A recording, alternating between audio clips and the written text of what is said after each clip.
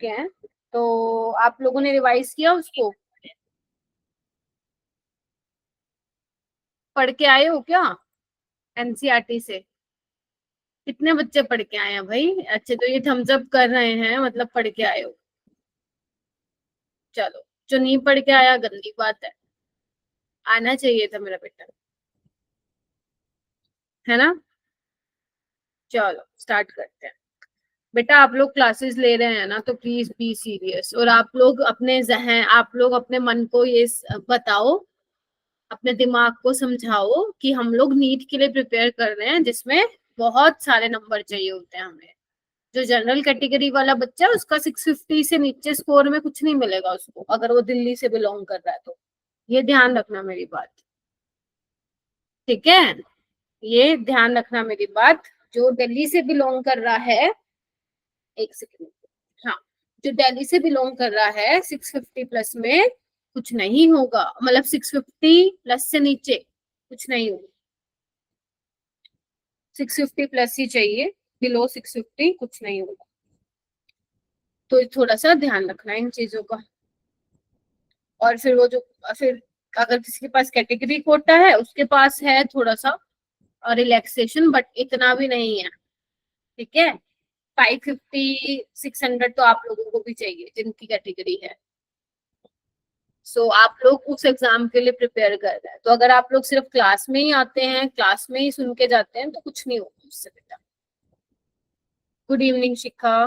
तुम लोगों के लिए भले के लिए ही बोलती हूँ, क्योंकि फिर बाद में आने वाले 4-5 महीने में तुम खुद फील करोगे ये चीज कि सिर्फ क्लास में पढ़ना काफी नहीं है, उसके अलावा क्वेश्चंस भी लगाने हैं हमें, पीवाईक्यूज लगाने हैं। पीवाईक्यूज तो टॉप प्रायोरिटी पे रहना चाहिए, बाकी सब बाद में। पीवाईक्यूज और एनसीईआरटी पहले, उसके बाद मॉड्यूल के क्वेश्चंस लगाना। अगर आप ये तीनों चीजें कर रहे हो, no one can beat you.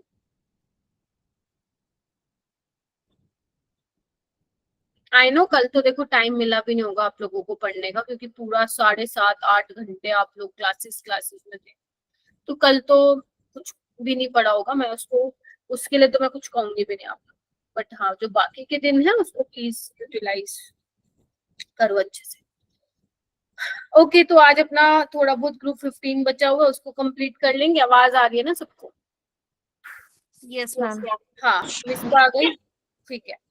Okay, तो थोड़ा बहुत ग्रुप 15 बचा हुआ है, उसको कंप्लीट करेंगे, एंड ग्रुप 16। और मैं ये एक्सपेक्ट कर रही हूँ कि आप लोगों को जो मैं होमवर्क देती हूँ, बेशक वो अलग से पीडीएफ देती हूँ या वो अलग से मैं यहाँ नोट्स में ही डाल देती हूँ, आई होप वो आप लोग कर रहे हैं, ठीक है? ठीक है बच्चों, फिर स्टार्ट करते हैं। आज कुछ और देखेंगे, पी ब्लॉक एलिमेंट्स में कुछ नई नई चीजें, आज स्ट्रक्चर्स वगैरह की भी प्रैक्टिस करेंगे, एक्सेप्शंस भी हैं। तो आज अपन ग्रुप 15 बचा हुआ है, ग्रुप 16 को क्या कर लेंगे, वाइंड अप कर लेंगे, ठीक है? ओके मेरा बच्चा, तो आगे चलने से पहले आपको मेरे को ये 2 क्वेश्चन करके दिखाने हैं। दो नहीं, कितने हैं? 4 क्वेश्चन। तो पहला क्वेश्चन तुम लोगों के स्क्रीन पे है, करके दिखाओ मेरे को। और जो बच्चे लेट आ रहे हैं बेटा, पहले तो पंचुअल हो जाओ तुम लोग। सिलेक्शन तो बाद में हो जाएगा, बट उससे पहले पंचुअल रहो क्लास में। अगर 7 PM की क्लास है तो मुझे 6:55 पे सारे के सारे बच्चे यहाँ पे चाहिए, पहले ही बता रही हूँ मैं तुम लोग।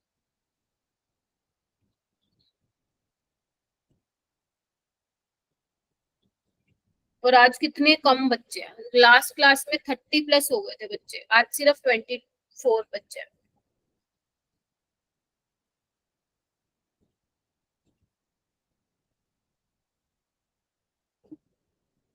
चेतना नहीं आई, कोमल नहीं आई, अच्छा कोमल तो नहीं ले पाएगी 5:15 वाली क्लास। चेतना नहीं आई है, प्रिंस नहीं आया है। मैं एक बार बोल देती हूँ, करो करो, मैं एक बार रिमाइंडर भेज दूँ।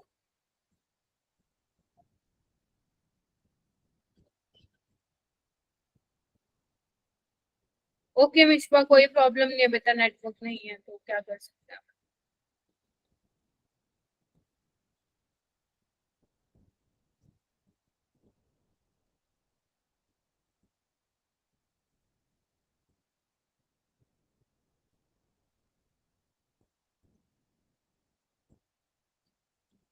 वेरी गुड दक्ष, शगुन, पूजा, शिखा, मिसबा।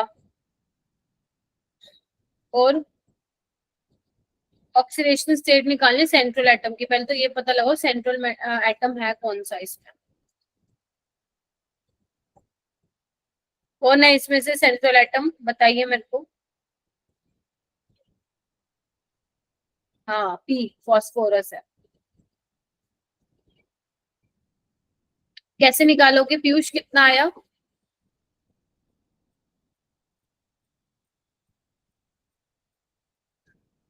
फॉस्फोरस की ऑक्सीडेशन स्टेट ही तो निकालनी है, क्या बोल दिया मैंने ऐसा निकालने के लिए जो तुम लोग चित्त हो गए सारे के सारे? मैम +1 आएगी। हाँ तो सोडियम किस में है, +1 में होता है, हाइड्रोजन भी +1 में होता है, लेकिन यहाँ पे 2 है, ठीक है। और फॉस्फोरस की निकालनी है तो x कंसीडर करो, ऑक्सीजन पे जनरली -2 का, और मुझे बता देना बेटा अगर वॉइस थोड़ी आपको लो लग रही हो। है कितने, 2 है, तो यहाँ पे -4 हो जाएगा, तो कितना हो जाएगा, +3 x -4 = 0, x आ जाएगा +1, ठीक है। चलो सेकंड क्वेश्चन करो। हाँ एक और चीज मुझे आप लोगों को बतानी थी, इसके बाद डीएनएफ लोग स्टार्ट करेंगे, और जैसे डीएनएफ लोग तुम्हारा कंप्लीट हो जाएगा ना, 6 लेक्चर में हो जाएगा आराम से, उसके बाद आप लोग अपना मैं कोऑर्डिनेशन कराऊंगी, आप लोग साथ साथ अपना जीओसी कवर करो, ठीक है, क्योंकि कोऑर्डिनेशन के बाद स्टीरियो आइसोमेरिज्म स्टार्ट होगा, कहीं तो फिर मेरे को ये बोलो मैम हमें तो जीओसी आती ही नहीं, और तुम लोग फिर क्लास में कुछ समझ में नहीं आएगा। तो जैसे ही डीएनएफ लोग खत्म होता है, मेरे डिटेल लेक्चर सबके पास है, जीओसी करना चालू कर देना, ठीक है। हाँ सेकंड क्वेश्चन करो भाई। और जो बच्चे लेट आ रहे हैं, आई डोंट नो कि क्यों लेट आ रहे हो, हुस्नवाज, हुमेरा, नाजो, बेटा लेट हो भाई क्लास में, इतनी लेट नहीं चलेगा। Shivani you also.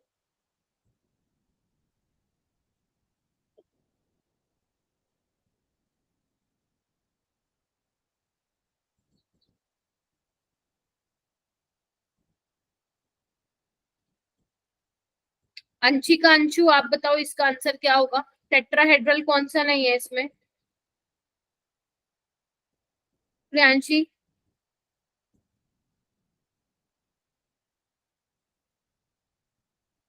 भाई तुम लोग बिल्कुल नहीं पढ़ रहे हो भाई, क्या करूं मैं तुम लोगों का। अंशिका शर्मा,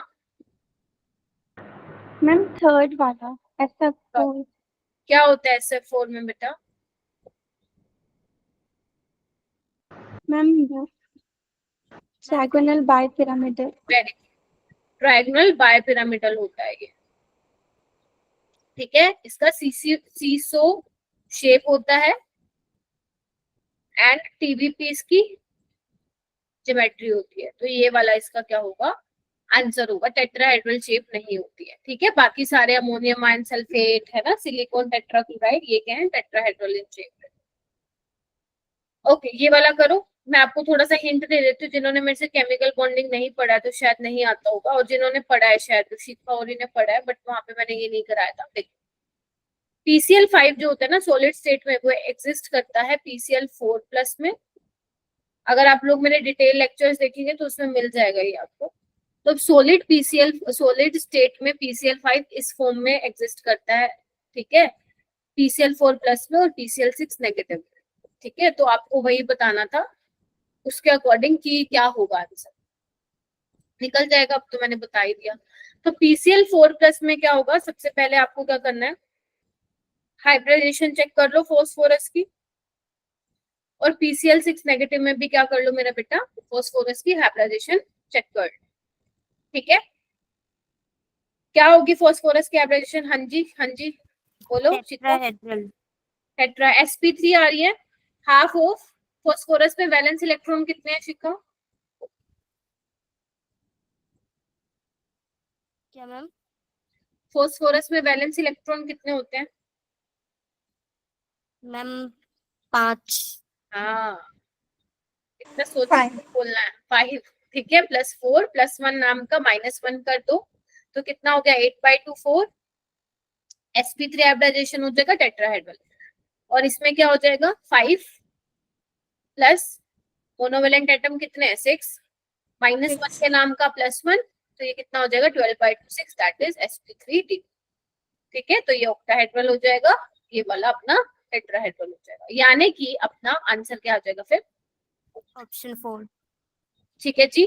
तो ये मैंने होमवर्क में दिए थे कुछ क्वेश्चन, ठीक है। एक ये वाला क्वेश्चन करके दिखाओ मेरे को। बच्चे जो लेट ज्वाइन कर रहे हो प्लीज थोड़ा टाइम लिया आया करो प्लीज। वर्षा है ना, अभी ज्वाइन किया आपने मैंने। करो हैंड रेज करो बेटा।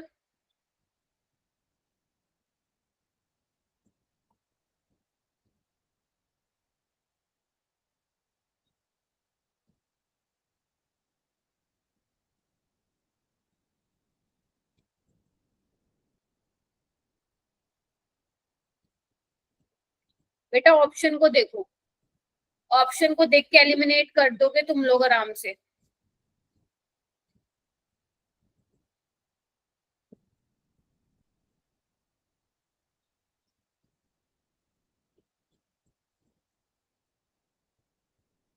मुस्कान आप बताएंगी बेटा। Ma'am option 1। ऑप्शन 1,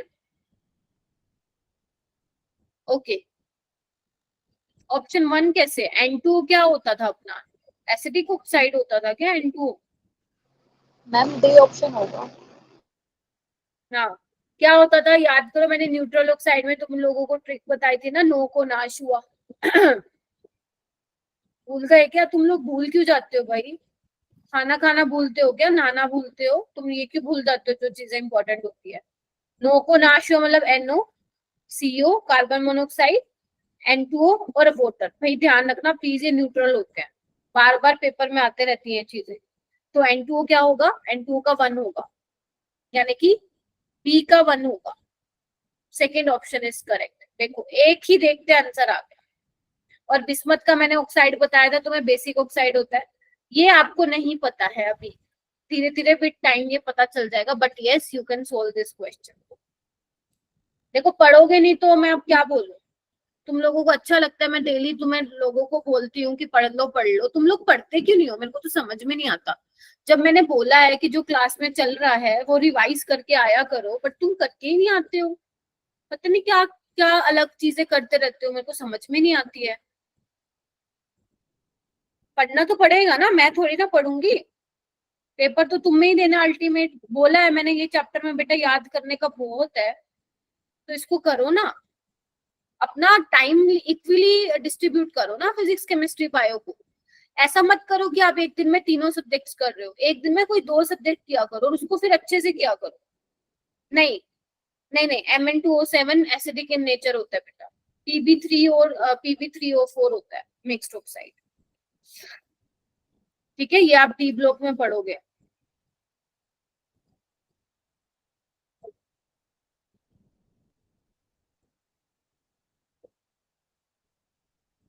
चलो आगे आते हैं। जो देखो जरूरी की चीजें मैं वो बताऊंगी। अगर मेरे को फील हुआ ना कि आप लोग नहीं पढ़ रहे, फिर मैं क्यों अपने एफर्ट मार रही? सिर्फ पूरी क्लास में 5-6 बच्चे हैंड रेज कर रहे हैं, और क्या कहते हैं, आते भी तुम लेट हो, क्लास में 10-10 मिनट लेट ज्वाइन करते हो। या तो उसका रीजन बताओ कि क्यों लेट आ रहे हो। ट्यूशन जाते हो, क्या करते हो मेरे को नहीं पता। और जो बोर्ड की ट्यूशन जाता है बेटा, कोई फायदा है नहीं, जरूरत ही नहीं है जाने की तुम लोगों को। चलो आओ इधर।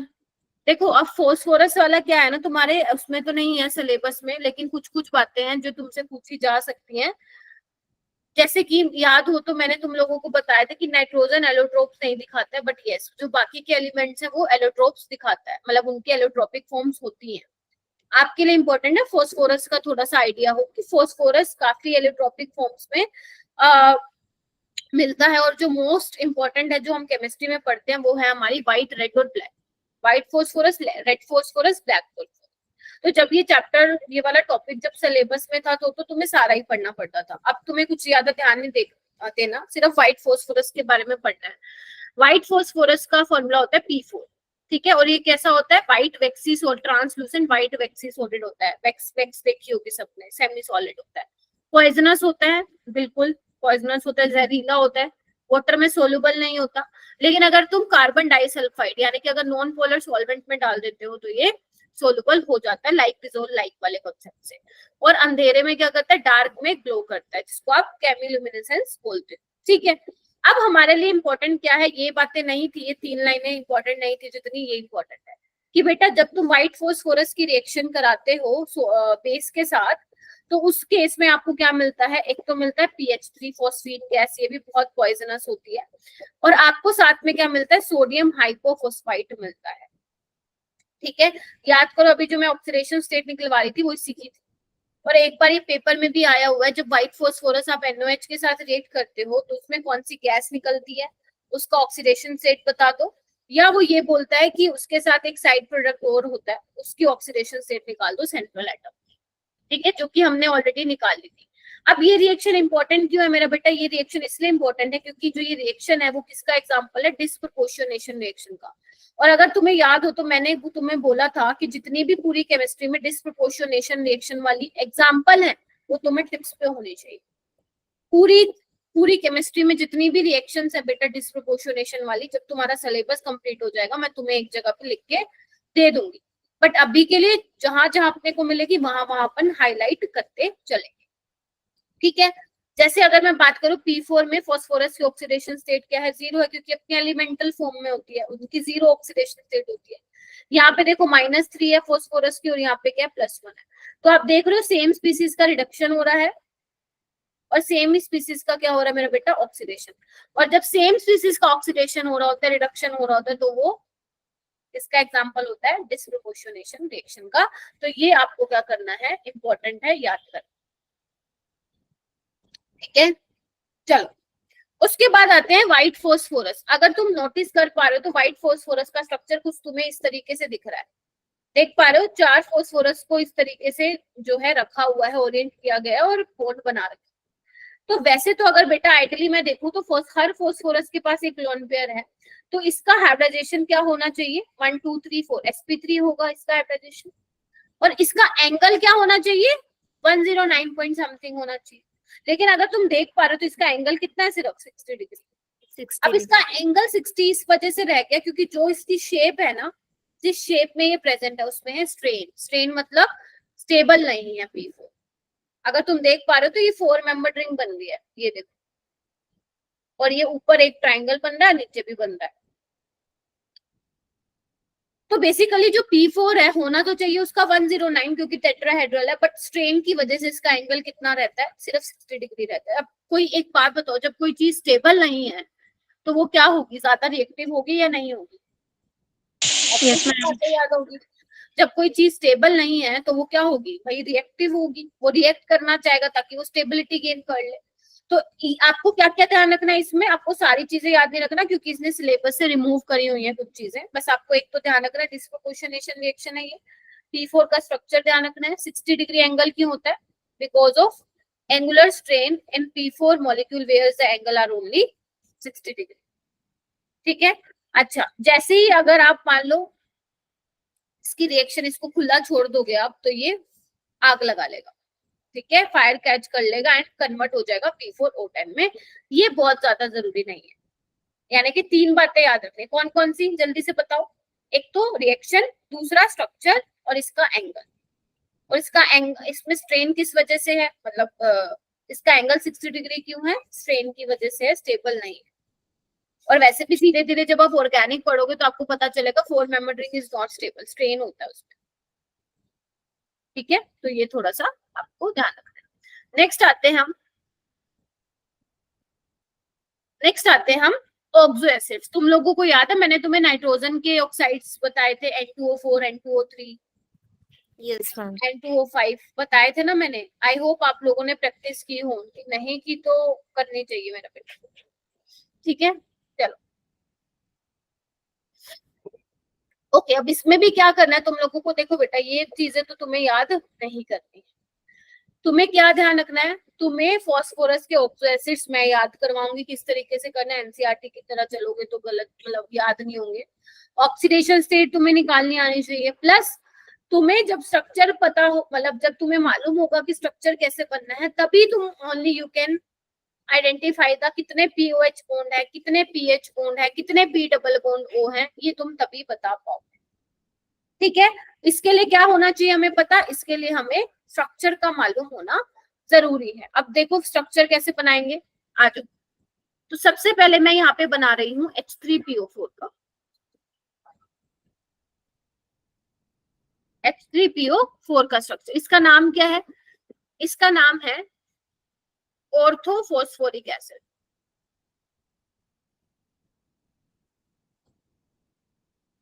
क्या नाम है इसका? Orthophosphoric acid. ठीक है, अब इसका स्ट्रक्चर कैसे बनाओगे? देखो, एक फॉस्फोरस आपको लगाना है और ध्यान रखना हर फॉस्फोरस पे एक डबल बॉन्ड O और एक OH तो आएगा ही आएगा। आ गया? बोलो, आया कि नहीं आया? Yes, ma'am. भाई तुम लोग इतने confusing Yes, mind of mind क्या है, मतलब समझ नहीं आ रही मेरे को। बोलो ना हाँ मैम, बन तो गया। एक फॉस्फोरस पे डबल बॉन्ड O है और एक OH है। ठीक है, अब जो बाकी की कमी है वो पूरी कर दो। ऑक्सीजन कितने हैं? 4 है, 2 हो गए ना, तो एक लगाओ। Yes, दो और ma'am. लगा दो। 3 H चाहिए मुझे, एक H ऑलरेडी लगा दे। कितने H चाहिए? 2 चाहिए। 2. बन गया H3PO4। अब तुमसे क्या क्या सवाल पूछेंगे इसमें से? एक तो पूछेगा भाई इसकी बेसिसिटी बता दो। अब बेसिसिटी कैसे बताओगे? आपको सिर्फ ये चेक कर लेना है कि कितने OH लगे हुए हैं फॉस्फोरस के साथ। तो कितने OH लगे हुए हैं? 3। ठीक है, तो ये जो OH हैं ये रिस्पॉन्सिबल होंगे इनकी बेसिसिटी के लिए। तो आप बोलोगे ये क्या है? ट्राई बेसिक है। क्या है? Try basic. Yes. अच्छा, और क्या पूछेगा? वो तुमसे पूछेगा ऑक्सीडेशन स्टेट बता दो फॉस्फोरस की। क्या होगी यहाँ पे? 3 + x - 8 कितनी होगी? +5। तो इस तरीके से आप क्या कर सकते हो? बता सकते हो। ठीक है, नेक्स्ट देखो। नेक्स्ट आपको क्या करना है? इधर आओ। अब क्या करो, एक ऑक्सीजन कम कर दो, H3PO3 कर दो। इसका नाम बन जाएगा, पहले वाला क्या था? फॉस्फोरिक था, एक ऑक्सीजन कम किया, इसका नाम बन गया फॉस्फोरस। Phosphorus.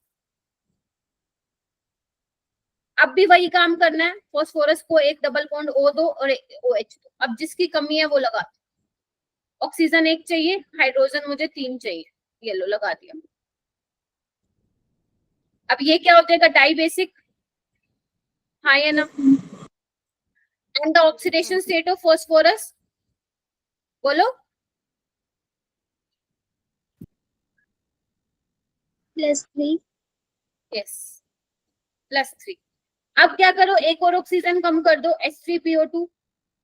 देखो, 4 वाला क्या था? फॉस्फोरिक। 3 वाला क्या हो गया? फॉस्फोरस। और 2 वाला हो जाएगा हाइपोफॉस्फोरस। क्या हो जाएगा? हाइपोफॉस्फोरस। इसको बनाओ। कैसे बनाओगे? तुम खुद बना लोगे। देखो, फॉस्फोरस लगाओ, एक डबल बॉन्ड O चिपकाओ, एक OH दो, जो कमी है उसको पूरा करो। देखो, 2 ऑक्सीजन पे हो गए, 3 हाइड्रोजन चाहिए, एक की होगी काम, 2 लगा दो। फिर इस तरीके से, समझे? Yes, ma'am. Yes, ma'am. और यहाँ पे एक ही OH है, तो ये क्या हो जाएगा?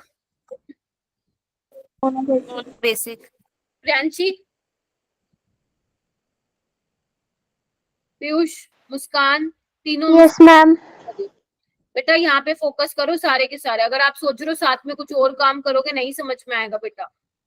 सबको बोल रही हूँ ये वाली बात में। सिमरन प्लीज बी एक्टिव, दिशा, हुस्नवाज, वर्षा, नजो, हुदा, हुमेरा। ठीक है, मोनोबेसिक होगा। तो यहाँ पे आपकी ऑक्सीडेशन स्टेट क्या निकल जाएगी? +1. यस, +1 हो जाएगी। ठीक है, तो ये इस तरीके से 3 बना लिए। चल और बनाते हैं। ये 3 हो गया। इस तरीके से इसी सीक्वेंस में याद करना। अब तुम्हें क्या करना है? देखो, एक स्लाइड, एक काम करती हूँ और ले लेते हो। रुको, मैं 1 मिनट दो मेरे को, एक स्लाइड और ले लेते।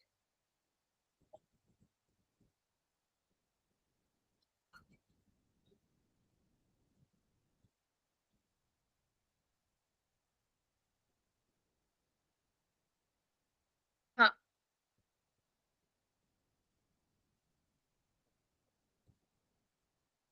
ओके। अब देखो क्या करना है तुम्हें।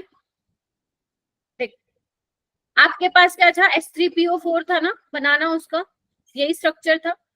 एक काम करो, एक और मॉलिक्यूल ले लो इसका,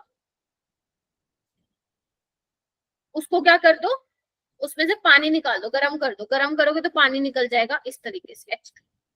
और जब आप H2O निकाल दोगे बेटा, तो तुम्हारे पास देखो क्या बन जाएगा,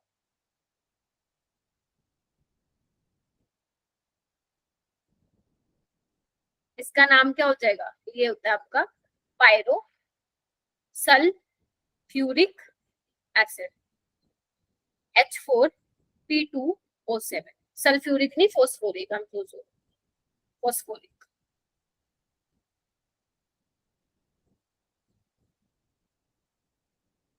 बोलो, बना कि नहीं बना? कुछ नहीं किया।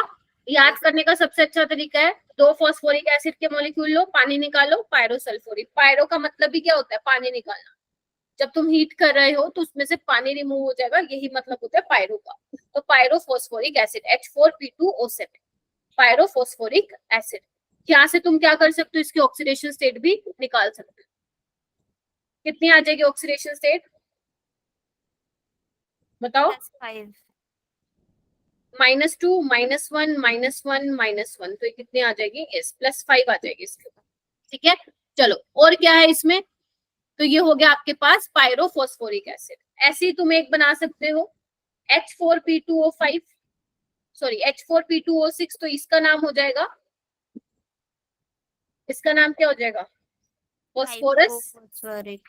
नहीं, हाइपो नहीं, H4P2O5 का हो जाएगा हाइपोफॉस्फोरस। ये तुम्हारा क्या कहलाएगा? पायरोफॉस्फोरस।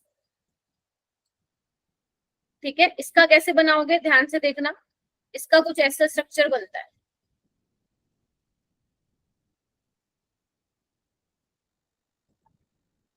कितने ऑक्सीजन बनेंगे अपने पास? Okay okay okay, P P bond होता है एक्चुअली इसमें, इस तरीके से बना, देखो। Yes ma'am. उसके बाद क्या करो? एक और ऑक्सीजन कम कर दो, ये बन जाएगा तुम्हारा हाइपो वाला। ठीक है, तो इसमें कैसे बनाओगे? इसमें बनता है ऐसा कुछ,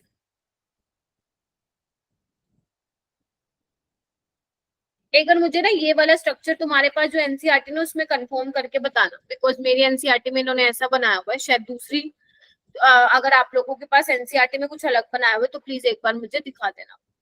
ठीक है, तो इस तरीके से ये देखो, इसमें ना डबल बॉन्ड और ओ नहीं है, पी डबल बॉन्ड ओ नहीं है। ठीक है, तो मेरी वाली एनसीईआरटी में इन्होंने ये वाला स्ट्रक्चर बता रखा है, आप वाली एनसीईआरटी में एक बार बता देना कि कुछ अलग तो नहीं दिखा रखा। ठीक है, अगर दिखा रखा होगा तो फिर हम देख लेंगे कौन से वाला आप लोग कर सकते हैं। ठीक है, तो इस तरीके से आप स्ट्रक्चर क्या कर सकते हैं? ड्रॉ कर सकते हैं। अब इधर आओ जल्दी से, देख। ओके, तो अपन ने कहां से स्टार्ट किया? इधर आओ, अपन ने स्टार्ट किया यहाँ से, ऑर्थोफॉस्फोरिक से। निकाल लोगे +5, 3 POH बॉन्ड है, 1 PO बॉन्ड है, पता लगा लोगे।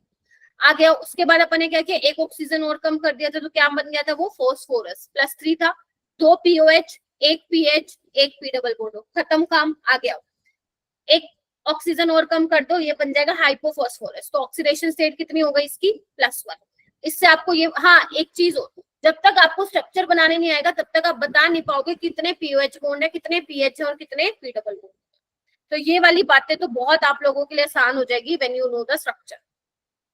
समझ गए? उसके बाद अपन ने क्या किया? 2 मॉलिक्यूल लो, किसके? फॉस्फोरिक एसिड के, पानी निकाल दो, तो आपके पास क्या बन जाएगा? पायरोफॉस्फोरिक बन जाएगा +5। इसमें भी आप पता लगा सकते हो पीओएच कितने हैं, पीओ कितने हैं, पीओपी कितने हैं, ये आप हटा दो, ये आपको नहीं करना। इसके बाद एक ऑक्सीजन और कम कर दो तो पायरोफॉस्फोरस बन जाएगा। नहीं नहीं, इसका नाम इन्होंने हाइपोफॉस्फोरिक लिखा हुआ है। ठीक है, इसका नाम इन्होंने लिखा हुआ है, हाँ यहाँ पे प्लीज कंफ्यूज मत होना, हाइपोफॉस्फोरिक इन्होंने H4P2O6 का नाम लिखा हुआ है। एक ऑक्सीजन और कम कर दोगे तो वो बन जाएगा पायरोफॉस्फोरस एसिड बन जाएगा। ठीक है,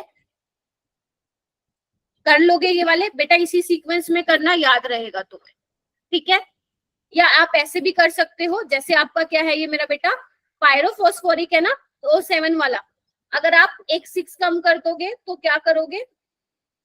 हाइपोफॉस्फोरिक लगा देना, और उससे एक कम करोगे तो पायरोफॉस्फोरस बना देना। अगर आपको 6 वाला इग्नोर करना है, पहले ये वाला करना है, तो ये वाला कर लेना। एक पायरोफॉस्फोरिक है, उसमें से 2 ऑक्सीजन कम कर दोगे तो वो पायरोफॉस्फोरस बन जाएगा। ऐसे आप कर सकते हो। तो यहाँ पे आप क्या कर लोगे? इसका नाम चेंज कर लेना, दिस इज हाइपोफॉस्फोरिक।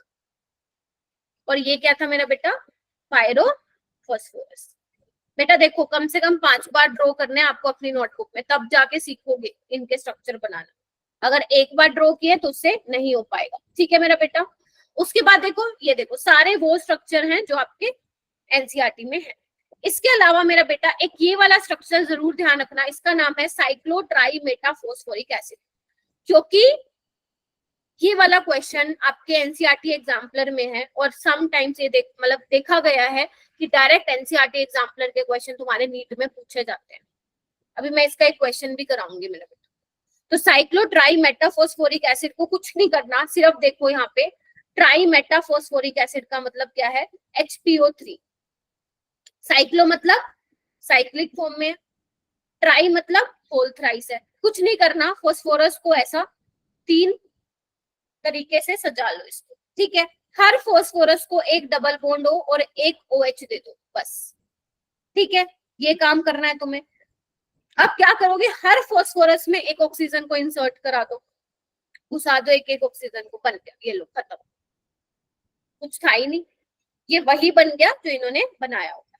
ये आपको नहीं करना है, पॉलीमेटाफॉस्फोरिक वाला करने की कोई जरूरत नहीं है, यहाँ से क्वेश्चन नहीं पूछा जाएगा।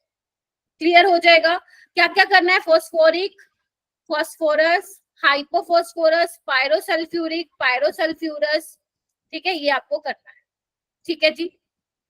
पायरोफॉस्फोरस, जहां पे भी मैं सल्फ्यूरस बोल रही हूँ आप फॉस्फोरस कर लेना, ठीक है बच्चों। चलो अब आगे आते हैं। अब देखो तुम्हें पॉइंट्स हाईलाइट करवाने हैं, क्या, इधर आओ। The structure of some important oxo acids are given next, ये मैंने तुम्हें ऑलरेडी बता दिए। अगर तुम नोटिस कर पा रहे हो जितने भी मैंने तुम्हें ऑक्सो एसिड्स पढ़ाए हैं उसमें फॉस्फोरस का जो अरेंजमेंट है वो टेट्राहेड्रल अरेंजमेंट है। देखो इधर देख पा रहे हो तुम सब में, ये देखो देख पा रहे हो, ये भी टेट्राहेड्रल है, 1 2 3 4, सिग्मा बॉन्ड काउंट करो, ये भी क्या है टेट्राहेड्रल है, 1 2 3, एक लोन पेयर। याद है ना, हाइब्रिडाइजेशन के निकालते वक्त अगर तुम्हारे पास स्ट्रक्चर है तो सिग्मा बॉन्ड और लोन पेयर काउंट कर लो। इसमें भी देखो ये फॉस्फोरस टेट्राहेड्रल है, ये देखो ये तीनों टेट्राहेड्रल है, देख पा रहे हो, ठीक है। तो यही बात क्या की हुई है, उन्होंने लिखी हुई है।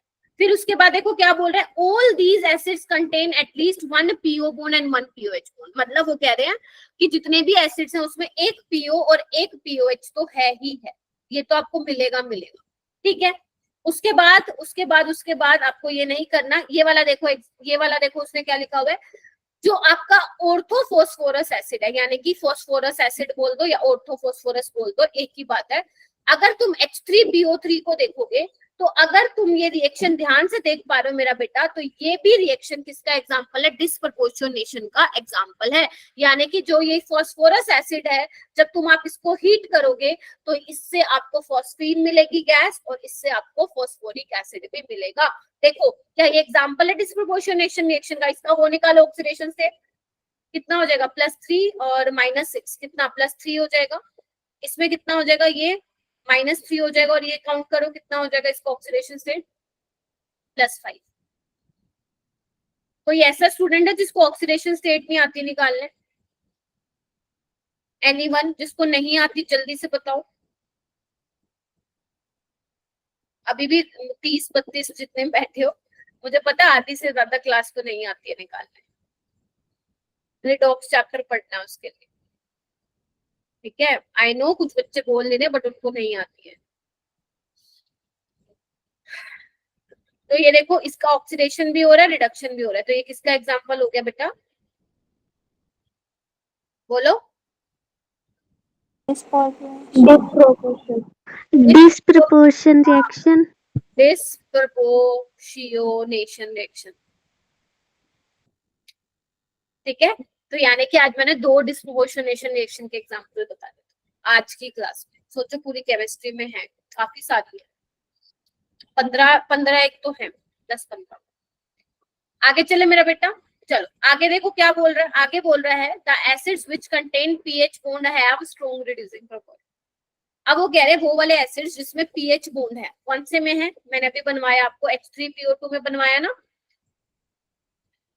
ये देखो इसमें 2 पीएच बॉन्ड है। तो ये जो पीएच बॉन्ड होते हैं बेटा वो किसके लिए रिस्पॉन्सिबल होते हैं, उनकी रिड्यूसिंग प्रॉपर्टी। रिड्यूसिंग मतलब रिड्यूसिंग मतलब जो दूसरों को रिड्यूस करेगा और खुद को ऑक्सीडाइज करेगा, मतलब लॉस ऑफ हाइड्रोजन। ठीक है, तो जितने ज्यादा, यहाँ पे लिख लो, जितने ज्यादा पीएच बॉन्ड होंगे मेरा बेटा, उतना ही वो क्या होगा, स्ट्रॉन्ग रिड्यूसिंग एजेंट होगा। ये छोटी छोटी बातें ऐसे ऐसे लिखनी है आपको, एनसीईआरटी नहीं लिखती ये सब चीजें। ठीक है, जितने पीएच बॉन्ड होंगे उतना ही वो स्ट्रॉन्ग रिड्यूसिंग एजेंट होगा। देखो क्या लिखा हुआ है, हाइपोफॉस्फोरस। क्या था हाइपोफॉस्फोरस? संगीता, मुस्कान गुप्ता, आप बताओ क्या था हाइपोफॉस्फोरस एसिड? हाइपोफॉस्फोरस क्या था? अरे बाबा सामने लिखा हुआ है, सामने देखिए। H3PO2. हाँ, is a good reducing agent as it contains 2 pH bond. तो ये रिड्यूसिंग एजेंट क्या होता है, जो दूसरों को रिड्यूस करे और खुद को ऑक्सीडाइज करे। तो अगर तुम इसकी सिल्वर नाइट्रेट के साथ रिएक्शन करा रहे हो, तो देखो सिल्वर नाइट्रेट में Ag+1 में है, तो वो तो उसको रिड्यूस कर रहा है, और खुद किस में है, +1 में, और अपने आप को क्या कर रहा है, ऑक्सीडाइज कर रहा है, +5 में जा रहा है। देख पा रहे हो? Yes ma'am. ये +1, एक सेकेंड रुको, कलर चेंज करने दो। हाँ, ये +1 में है, और ये किस में है, ये 0 में जा रहा है, और ये किस में है, +1 में, और ये किस में जा रहा है, +5। क्लियर हो गया? Yes, ma'am. अब देखो क्या लिखा है, these pH bond are not ionizable to give H+, यानी कि वो कह रहे हैं, ये ध्यान रखना, जो ये pH बॉन्ड है ना, ये नहीं यहाँ से H+ नहीं निकालेंगे। ठीक है, ये H+ नहीं देंगे।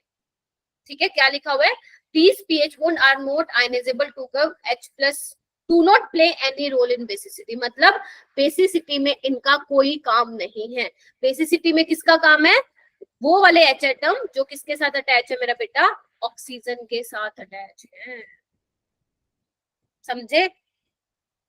वो वाले आप H+ निकालोगे, वो आयनाइजेबल है, वो रिस्पॉन्सिबल है बेसिसिटी के लिए। और आपको ये पता होना चाहिए H3PO3 क्या है, डाइबेसिक है, H3PO4 ट्राइबेसिक है। और ये कैसे पता लगाते हो, जितने नंबर ऑफ OH बॉन्ड होंगे उतनी उसकी बेसिसिटी होगी। ठीक है, तो बस यही लिखा हुआ है।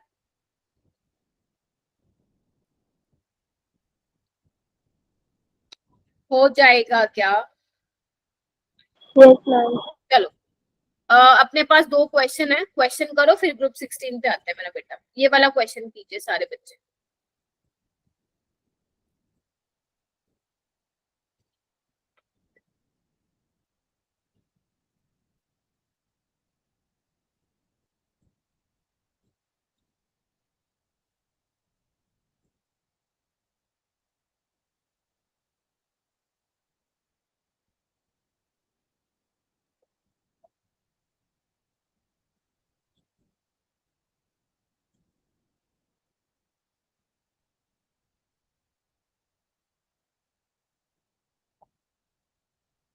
वेरी गुड, हैंड रेज कीजिए सारे बच्चे।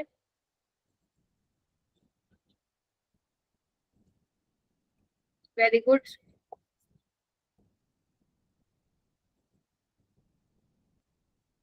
हाँ पीयूष बताओ। Ma'am first option. First option, first आ रहा है क्या सबका? Yes, ma'am. क्या? Option 3 आ रहा है। ऑप्शन 3 आ रहा है, किसका आ रहा है ऑप्शन 3 मेरा बेटा? मैम मेरा भी प्रियांशी का आ रहा है क्या? मेरा भी option 3 आ रहा है। ओके, देखो यहाँ पे क्या कर दो, ओ लगा दो, बस अब काउंट करेंगे। देखो 3 पाई बॉन्ड है, मतलब 3 डबल बॉन्ड है, इसमें तो कोई दिक्कत वाली बात है नहीं। अब देखो सिग्मा कितने हैं, सिग्मा नहीं सिंगल, ध्यान रखना उसने सिग्मा पूछे हैं, पाई पूछे हैं, ये भी देख लेना, सिंगल पूछे हैं, डबल पूछे हैं। ठीक है, तो यहाँ पे देखो सिंगल वाले 1 2 3 4 5 6 7 8 9 10 11 12। तो जिन्होंने भी मुझे 9 आंसर दिया ना, उन्होंने OH को इस तरीके से नहीं लिखा है। आई एम 100% श्योर, तभी तुम लोगों का आंसर 1 आ रहा होगा, और जिसका 3 आ रहा है उसने इस तरीके से OH को ओपन करके लिखा होगा। ठीक है जी, समझ में आ गया क्या गड़बड़ की थी? Yes. ठीक है, तो 3 डबल बॉन्ड होंगे और 12 क्या होंगे मेरा बेटा, सिंगल बॉन्ड होंगे इन साइक्लोट्राइमेटाफॉस्फोरिक एसिड। ये वाला क्वेश्चन करो।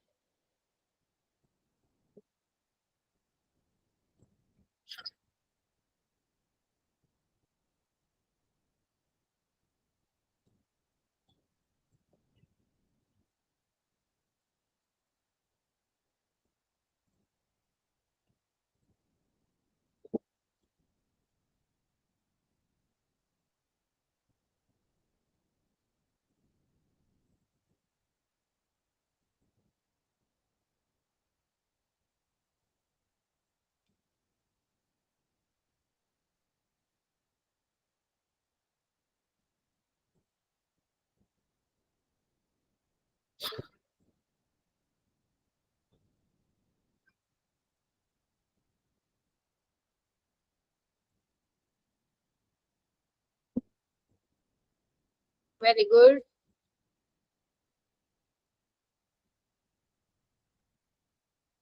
ओके, 4 स्टूडेंट्स का हो गया, शिखा, पीयूष, दक्ष, शकुन, वेरी गुड।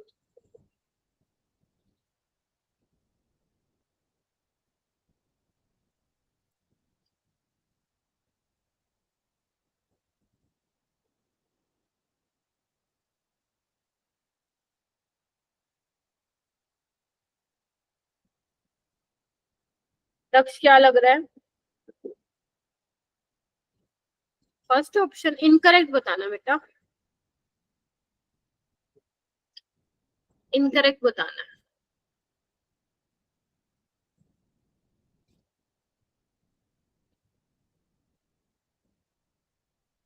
बताओ भाई क्या लग रहा है सबको? Option B. Option B, okay. Option C लग रहा है शकुन को। और बाकी मुझे प्लीज बताइए क्या लग रहा है Simran? Ma'am option C. Option C कैसे निकाला सिमरन, मुझे बताओ बेटा। Yes ma'am. हाँ। मैम मैम मैम इक्वेशन लिखी थी P4 प्लस 3Na OH और प्लस 3H2O और उसके आगे PH3 प्लस 3Na2PO। आपको बैलेंसिंग करने की बिल्कुल भी नीड नहीं है, सिर्फ आपको ये देखना है कौन सी गैस निकलती है, दैट इज फॉस्फीन। अब ये फॉस्फीन के बारे में देखो क्या बोला। मान लेते हैं कि तुम्हें सेकंड वाला नहीं पता है क्योंकि सिलेबस से हटा दिया है थोड़ा सा, बट वो दे सकता है। अब आप देखो PH3 को वो कंपेयर करा रहा है अमोनिया से। कल की क्लास में ही मैंने शायद कल या परसों की क्लास में बताया था, ज्यादा बेसिक कौन होता है, PH3 होता है या अमोनिया होता है? PH3। लगाऊं चाटा? PH3 होता है, नहीं, अमोनिया मैम। नो है अमोनिया अमोनिया। होता है। अब तो अमोनिया आएगा ही। मैंने क्या बोला था, साइज छोटा होता है नाइट्रोजन का, तो इलेक्ट्रॉन डेंसिटी क्या होती है, कंसंट्रेटेड होती है। ठीक है, जिसकी वजह से वो बेटर डोनर है। ठीक है, क्वेश्चन भी कराया था मैंने। PH3 लेस बेसिक है, तो इसमें देखो वो बोल रहा है, थर्ड ऑप्शन में बोल रहा है कि इट इज मोर बेसिक, तो ये तो गलत है ना। और यही पूछा था आपसे। ये ठीक है, पॉइजनस होगा, सड़ी हुई जो बोलते हैं ना फिश, रोटन फिश, उसकी जैसी स्मेल होगी। और अगर आप इसको पानी में डालोगे तो वो डिकम्पोज हो जाएगा जब उसके इसके आप रिएक्शन कराओगे लाइट की प्रेजेंस में। ठीक है, थर्ड वाला देखो क्या बोला, मोर बेसिक है। तो अगर आपको नहीं भी पता, सेकंड या फर्स्ट ऑप्शन भी लगा लो, नहीं पता है तो आप फिर भी इजीली इसको क्या कर सकते हो, सॉल्व कर सकते हो। तो ये ध्यान रखना, ये वाली इक्वेशन तभी मैंने करवाई थी क्योंकि इंपॉर्टेंट थी। ठीक है, चलो अब हम बढ़ते हैं अपने नेक्स्ट ग्रुप की तरफ जो कि है ग्रुप 16। इसको आज ही हम ट्राई करेंगे फिनिश हो जाए। ठीक है, तो ग्रुप 16 बेटा किसकी फैमिली है? ये अपनी ऑक्सीजन फैमिली है ना। Oxygen, sulphur, selenium, selenium, polonium. ठीक है, कैसे याद करोगे इसको? ओ सर सीधा प्रॉब्लम, ओ सर सीधा प्रॉब्लम, इसको ऐसे कर सकते हो आप याद। ठीक है, ओ यानी कि ऑक्सीजन, सर मतलब सल्फर, सी मतलब सिलेनियम, द मतलब टेलोरियम एंड प्रॉब्लम मतलब पोलोनियम से है। ठीक है, ये रेडियो एक्टिव होता है काफी। ठीक है, इसकी हम ज्यादा डिस्कशन भी नहीं करते हैं केमिस्ट्री में, मेन अपने को चार्ट से लेना देना है बस, ठीक है। और ग्रुप 16 को हम चाल्कोजेंस भी बोलते हैं। बताओ क्यों बोलते हैं? उसको हम निक्टोजेंस बोलते थे, इसको चाल्कोजेंस बोलते हैं। नहीं पता? कल पता लगा, आप लोगों को काम है ये, एक तो पता लगाओगे ग्रुप 15 को निक्टोजेंस क्यों बोलते हैं, और आपने कभी जानने की भी कोशिश नहीं की, ठीक है मैम ने बता दे तो मान लेंगे, ये मुझे कल बताएगा कोई भी स्टूडेंट। निक्टोजेंस क्यों बोलते हैं ग्रुप 15 को, और ग्रुप 16 को चाल्कोजेंस क्यों बोलते हैं, क्लियर है? ठीक है, चलो आगे आते हैं। अब बात आती है अकरेंस की। अकरेंस में तुम्हें क्या करना है, देखो पहले ये वाला पार्ट बिल्कुल भी इंपॉर्टेंट नहीं हुआ करता था, मैं छुड़वा देती थी, बट अब हम छोड़ नहीं सकते क्योंकि ऑलरेडी पोर्शन बहुत कम हो गया। तो एक तो आपको याद रखना है ऑक्सीजन सबसे अबंडेंट है, मतलब सबसे ज्यादा अर्थ पे ऑक्सीजन मिलता है, पहली चीज। उसके बाद जो सल्फर है वो किस फॉर्म में मिलता है, सल्फेट की फॉर्म में मिलता है। पहला जिप्सम आपको याद करना है, जिप्सम ये आप पढ़ते थे ना, 9th-10th में पढ़ते थे जिप्सम, याद आ रहा है? Yes, sir. Yes, हाँ, ma'am. तो ये जिप्सम का आपको फॉर्मूला पता होना चाहिए, कैल्शियम सल्फेट और 2H2। उसके बाद आओ एप्सम सोल्ट आपको पता होना चाहिए, ठीक है जी। बैरेट आपको पता होना चाहिए, बेरियम सल्फेट होता है। गैलेना आपको पता होना चाहिए, PBS होता है। जिंक ब्लेंड आपको पता होना चाहिए, कॉपर पाइराइट आपको पता होना चाहिए। तो ये आपको क्या होना चाहिए, मालूम होना चाहिए, ठीक है जी। अभी याद करो जिप्सम क्या होता है, कैल्शियम सल्फेट और 2H2। क्योंकि देखो ऑब्वियस ही बात है मेरा बेटा, ये वाली चीजें ऐसी हैं जो अभी के लिए तो शायद याद हो जाएंगी, 10 दिन बाद देखोगे तो भूल जाओ, ठीक है। इसलिए हाईलाइट करवा रही हूँ ताकि जब आप इस चैप्टर को रिवाइज करो तो पता रहे मैम ने ये चीजें बताई थी, ये हमें याद रखनी है। एप्सम सोल्ट क्या होता है, मैग्नीशियम का होता है, मैग्नीशियम सल्फेट का सोल्ट होता है। बैरेट नाम से पता चल रहा है, बेरियम सल्फेट होता है। गैलेना इंपॉर्टेंट है, बहुत इंपॉर्टेंट है गैलेना, लेड सल्फाइड, ठीक है। Zinc blende zinc sulphide, copper pyrite CuFeS, ठीक है। और कहाँ का मिलता है ये सल्फर, एग्स में मिलता है, प्रोटीन्स में भी, आपका जो लहसुन होता है, अनियन होता है, मस्टर्ड, हेयर, ठीक है, हेयर में भी होती है अपनी। हेयर में कैसे होता है, हेयर में ना सल्फर सल्फर के लिंकेज होती है। अगर जिनके कर्ली बाल होते हैं, आप लोग स्ट्रेटनिंग करती है जो गर्ल्स, तो आप जब स्ट्रेटनिंग करते हैं तो हीट मिलती है, उस हीट से क्या होता है, सल्फर सल्फर के बॉन्ड ब्रेक हो जाते हैं, जिसकी वजह से वो कर्ली हेयर कन्वर्ट हो जाते हैं आपके स्ट्रेट हेयर में, और जब आप हेयर वॉश करते हो वो वापस के वापस वैसे हो जाते हैं, ठीक है। तो this is just for your extra knowledge. तो एग्स में भी, प्रोटीन्स में भी, गार्लिक में, अनियन में भी होता है। अनियन जब आप लोग प्याज काटते हो आंखों में से आंसू आते हैं ना, रीजन वो होता है उसका, उसमें सिस्टीन करके एक प्रोटीन होता है जिसमें सल्फर होता है, वो रीजन होता है उसका। अभी मैं उस पर नहीं जा रही हूँ, थोड़ा बायो पे, ठीक है, बट यस, ठीक है, आपको ये याद रखना है जिसमें मैंने हाईलाइट किया है। उसके बाद आते हैं बेटा एनसीईआरटी की इंपॉर्टेंट टेबल। आपको पता है ना बहुत इंपॉर्टेंट टेबल है, इसमें हमें क्या करना है, इसको पूरे टेबल को डेप्थ में जाके पढ़ना है, और इसमें से हमें क्या निकालने हैं, क्वेश्चंस निकालने हैं कि कौन कौन से क्वेश्चंस जो है एग्जाम में बन सकते हैं। तो जहां जहां एक्सेप्शंस होंगे अपन वो पढ़ेंगे, उसके अलावा कुछ ज्यादा हम मत्था नहीं मारने वाले। तो सबसे पहले अगर मैं एटॉमिक नंबर की बात करूं तो एटॉमिक नंबर में किसी को दिक्कत है क्या, 8, 16, 34, 52, 84, कोई दिक्कत नहीं है किसी को। एटॉमिक मास भी देखो डाउन द ग्रुप इंक्रीज हो रहा है, ध्यान रखना इसमें ये लेफ्ट टू राइट लिखा हुआ है बट एक्चुअल में क्या है, ये ग्रुप है, कहीं गलत समझो आप, ठीक है, ठीक है। तो इसका मास क्या है, 16, 32, 78, 127, नहीं मार्क कोई जरूरत नहीं है, याद रखो। इलेक्ट्रॉनिक कॉन्फ़िगरेशन क्या होता है, ग्रुप 16 की जनरल इलेक्ट्रॉनिक कॉन्फ़िगरेशन होती है NS2NP4। तो ये क्या हो जाएगा, 2s2 2p4, 3s2 2p4, 4s2 4p4, 5s2 5p4, 6s2 6। क्या ये मैंने सिखा दी थी आपको लिखाना, helium neon argon krypton zero. अगर आपने ग्रुप 15 वाली ध्यान से देखी है तो ये वाली तो आपके लिए बाएं हाथ का लिखने का खेल आपको अब क्योंकि वो जो मैंने ट्रिक बताई थी उससे आपको पता चल चुका है कि थर्ड पीरियड में कौन से वाली शेल्स फिल होंगी, है ना, एंड उसमें फिफ्थ पीरियड में कौन सी वाली शेल होंगी, सिक्स्थ पीरियड में कौन सी होंगी, वो अगर आपको पता चल गया then you can easily write electronic configuration, ठीक है। कोवेलेंट रेडियस देखे तो कायदे से क्या होना चाहिए, ideally it should increase down the group, तो देख लें 66 से 103, 103 से 117, 137, ये तो ठीक है ma'am, there is no need of rectifying that, है ना, कोई रटने की जरूरत नहीं है। यहाँ पे तो देखो बढ़ रहा है आयनिक रेडियस।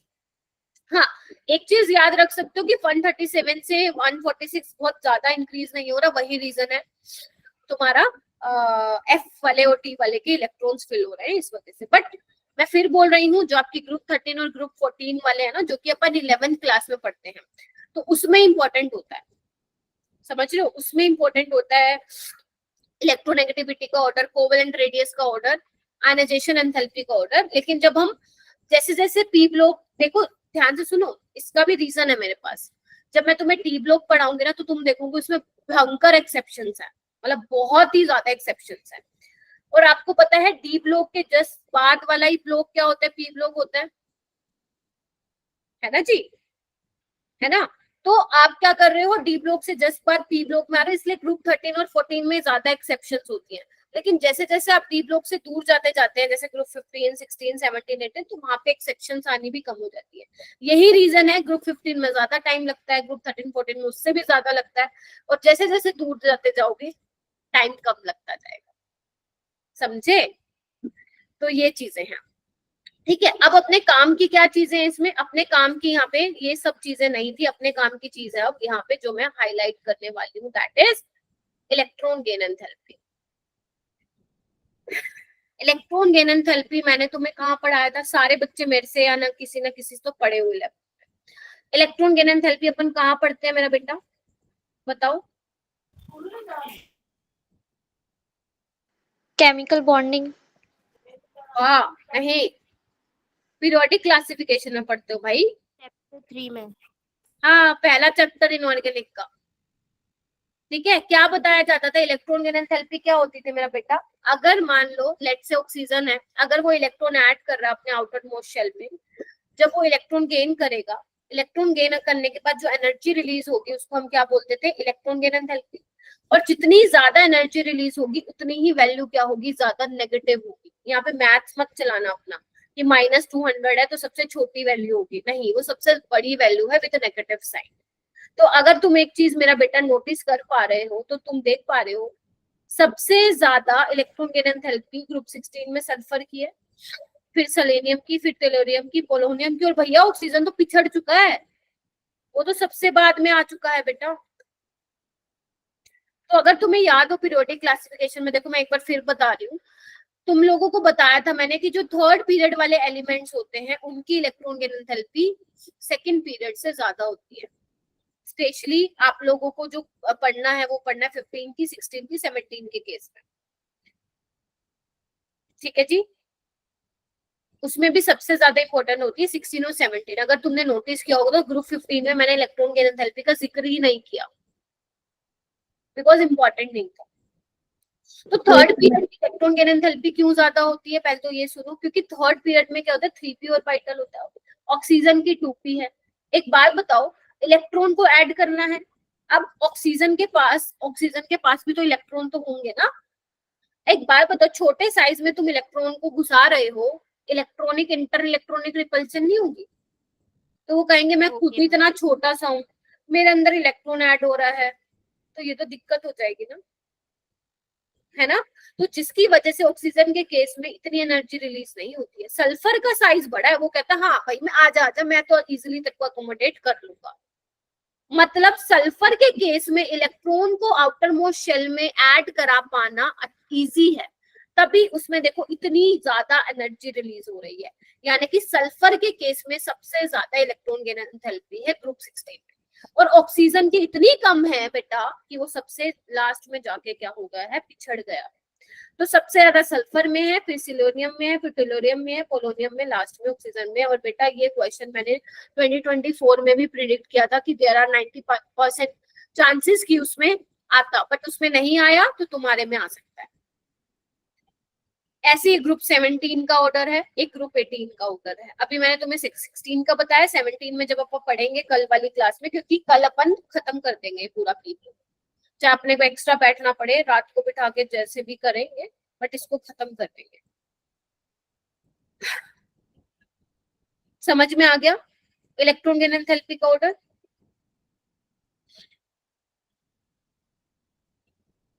चलो उसके बाद आयनाइजेशन एंथैल्पी क्या होनी चाहिए, डाउन द ग्रुप डिक्रीज होनी चाहिए, तो डिक्रीज ही हो रही है बेटा, देखना कोई एक्सेप्शन नहीं है, तो इसको भी याद नहीं करना। इलेक्ट्रोनेगेटिविटी भी क्या होनी चाहिए, डाउन द ग्रुप डिक्रीज होनी चाहिए, देखो नहीं करना, इसको भी याद। डेंसिटी को भी याद नहीं करना। मेल्टिंग और बॉइलिंग पॉइंट क्या होता है, डाउन द ग्रुप इंक्रीज होता है। पोलोनियम का आपका लेना देना नहीं, मैंने अभी बोला पोलोनियम की केमिस्ट्री हम ज्यादा डिस्कस नहीं करते हैं। तो डाउन द ग्रुप देखो मेल्टिंग पॉइंट इंक्रीज हो रहा है, मजे से बॉइलिंग पॉइंट भी इंक्रीज हो रहा है, बस इसमें भी कुछ नहीं करना। यानी कि पूरी टेबल में आपको करना क्या है, फिर सिर्फ इलेक्ट्रॉन गिनना है, बाकी हटा दो। देखो मैं बाकी सारे हटा रही हूँ, बस ये जरूर ध्यान रखना कि मेल्टिंग पॉइंट और बॉइलिंग पॉइंट में सल्फर का काफी ज्यादा है ऑक्सीजन के कंपेरिजन, क्योंकि ऑक्सीजन क्या है, हल्का है, ऑक्सीजन गैस की फॉर्म में एग्जिस्ट कर रही है, जबकि सल्फर जो है एसिड की फॉर्म में भी एग्जिस्ट करती है, एसिड की फॉर्म में ही एग्जिस्ट करती है, जिसकी वजह से उसका मास ज्यादा है और उसका बॉइलिंग पॉइंट और मेल्टिंग पॉइंट भी ज्यादा है। That's it. क्लियर हो गया ये सब चीजें, छोटी छोटी बातें। Yes ma'am. चलो उसके बाद मैं पानी पी लेती हूँ, तुम लोग ऑक्सीडेशन स्टेट्स पे नजर मारो कि किस तरीके से वेरिएशन तुम लोगों को दिख रहा है oxidation states.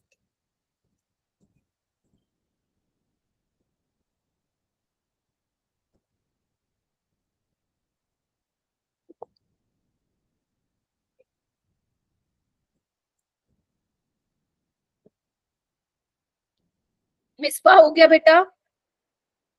Yes ma'am. Okay, दिशा, हुस्नवाज, पलक, खुशी, प्रियांशी, अस्मा, मुस्कान मतलब सारी मुस्कान, यस मैम। प्रिंस बेटा टाइम पे आएगा बेटा, देख क्लास में तुम हर बार लेट होते हो।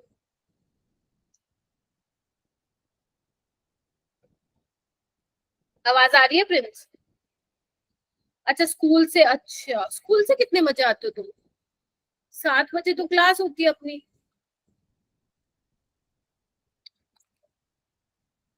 चलो ऑक्सीडेशन स्टेट पे चलते हैं, ये इंपॉर्टेंट है। अगर तुम नोटिस कर पा, अच्छा 6:30 होता है, अच्छा फिर तो देखो रिकॉर्डिंग देखना है फिर इस केस में। देखो ऑक्सीजन के केस में तुम्हें दिख रहा है तो ऑक्सीजन -2 भी दिखा रहा है, -1 भी दिखा रहा है, 1 भी दिखा रहा है, 2 भी दिखा रहा है, देख पा रहे हो, लेकिन 2 से ज्यादा नहीं दिखा रहा है। Yes ma'am. सल्फर में देखो ये 4 दिखा रहा है, 6 दिखा रहा है, ये भी 4 और 6 दिखा रहा है, ये भी 4 और 6, और ये पोलोनियम सिर्फ 2 और 4 दिखा रहा है। यानी कि क्या दिख रहा है तुम्हें यहाँ से कि डाउन द ग्रुप तुम देख रहे हो +6 वाली ऑक्सीडेशन स्टेट डिक्रीज हो रही है, उसकी स्टेबिलिटी डिक्रीज हो रही है, यानी कि लोअर ऑक्सीडेशन स्टेट इंक्रीज हो रही है डाउन द ग्रुप। रीजन बताया था ना कल, इनर्ट पेयर इफेक्ट, ठीक है। हालांकि इनर्ट पेयर इफेक्ट तो ज्यादा इंपॉर्टेंट है 13, 14, 15 में, 16 वाले ग्रुप में इनर्ट पेयर इफेक्ट से कोई ज्यादा खास क्वेश्चन पूछा नहीं जाता है, ठीक है, बट यस तुम्हें पता जरूर होना चाहिए। चलो आगे, चलो अब एनसीईआरटी की एक बार फटाफट रीडिंग कर लेते हैं सो दैट तुम्हें कॉन्फिडेंस आ जाए। यस मैम, चलो मस्त है। देखो सबसे पहले पूछा इलेक्ट्रॉनिक कॉन्फ़िगरेशन, तो इलेक्ट्रॉनिक कॉन्फ़िगरेशन तुम्हें पता है NH24 होता है, आ गया। एटॉमिक और ionic radius down the group increase होता है क्योंकि नंबर ऑफ शेल इंक्रीज होते हैं। साइन जो ऑक्सीजन का साइज है हमें पता है बहुत ही छोटा होता है, इतना छोटा कि भैया उसकी इलेक्ट्रॉन एंथैल्पी देखो सबसे पीछे पिछड़ गई है। आगे चलो, आयनाइजेशन एंथैल्पी भी क्या होगा, डाउन द ग्रुप डिक्रीज होगा, but if I compare the ionisation enthalpy of group 16 to group 15 तो हमें पता है ग्रुप 15 की ज्यादा होती है। रीजन आप लोगों को पता ही है, हाफ फिल्ड स्टेबल कॉन्फ़िगरेशन की वजह से। किसी को इस स्लाइड में डाउट है तो प्लीज आस्क मी, नहीं है तो फिर गिव मी थम्स अप ताकि आगे बढ़े। आगे बढ़े, बहुत ही बढ़िया। Electron enthalpy, compact nature of oxygen. अगर आपसे कोई पूछे ऑक्सीजन की सबसे कम क्यों है इलेक्ट्रॉन एंथैल्पी, तो रीजन क्या बोलोगे, due to compact nature of compact size of oxygen atom, उसकी इलेक्ट्रॉन एंथैल्पी सल्फर से तो कम है ही है, इवन बाकी सबसे भी क्या है, कम है। क्लियर है? अच्छा इलेक्ट्रोनेगेटिविटी की बात करूं तो फ्लोरीन की सबसे पूरे पीरियोडिक टेबल में देखो, हाँ एक चीज और बतानी है मेरे को, अगर बेटा एक मिनट रुको, हाँ देखो अगर आपसे कोई पूछे पूरे पीरियोडिक टेबल में सबसे ज्यादा इलेक्ट्रॉन गेन एंथैल्पी किसकी है, तो कोई मेरे को बताएगा? वो है कोई ऐसा इंसान जिसको याद हो? क्लोरीन। अरे वाह क्या बात है, दिल जीत लिया, क्लोरीन। और अगर कोई पूछे कि इलेक्ट्रोनेगेटिविटी किसकी ज्यादा है पूरे पीरियोडिक टेबल में, Fluorine. Fluorine. कंफ्यूज मत होना कभी भी इस चीज से, ठीक है मेरा बेटा। चलो बहुत ही बढ़िया। तो यानी कि फ्लोरीन की सबसे ज्यादा, उसके बाद ऑक्सीजन की होती है, और डाउन द ग्रुप क्या होता है मेरा बेटा, इलेक्ट्रोनेगेटिविटी डिक्रीज होती है। बस यही करना है। आगे चले, किसी को कोई Yes. डाउट? देखो अब तुम खुद देखो, ग्रुप 15 में हमें कितना टाइम लगा था, ग्रुप 16 देखो कितनी जल्दी जल्दी हो रहा है, क्योंकि यही डिफरेंस होता है। अभी हालांकि ग्रुप 15 में भी इतना टाइम लगना नहीं था अपने को, क्योंकि मैंने आप लोगों ने, कुछ बच्चों ने मेरे से 13 14 नहीं पढ़ा, इसलिए मुझे एक एक चीज बतानी थी, लाइक आयनाइजेशन एनर्जी क्या होता है, why down the group size increases, तो इसमें अपना टाइम चला गया, बाकी तो सॉर्टेड है। देखो उसके बाद क्या लिखा है, ऑक्सीजन सल्फर नॉन मेटल है मैम, ये तो अपन ने नाइट्रोजन फास्फोरस के लिए बोला था, सेम इसके लिए भी है। सिलेनियम टेलोरियम मेटलोइड्स है मैम, ये तो आपने उसके लिए भी बोला था, आर्सेनिक और एंटीमनी। और पोलोनियम क्या है, मेटल है। अभी मैंने बोल दिया पोलोनियम भैया रेडियो एक्टिव है, हाफ लाइफ उसकी देखो कितनी कम है। हाफ लाइफ पता है ना क्या होती है, जिसकी कंसंट्रेशन ओरिजिनल कंसंट्रेशन की आती हो जाए। लेकिन एक बात है बेटा, इसमें जितने भी एलिमेंट्स हैं, ऑक्सीजन सल्फर टेलोरियम पोलोनियम, सारे के सारे भैया एलोट्रोप्स हैं सबके सब। जबकि ग्रुप 15 में कौन सा ऐसा बंदा था जिसके एलोट्रोप्स नहीं थे, नाइट्रोजन के। चल उसके बाद मेल्टिंग एंड बॉइलिंग पॉइंट में तो कोई दिक्कत ही नहीं है, डाउन द ग्रुप बढ़ता है।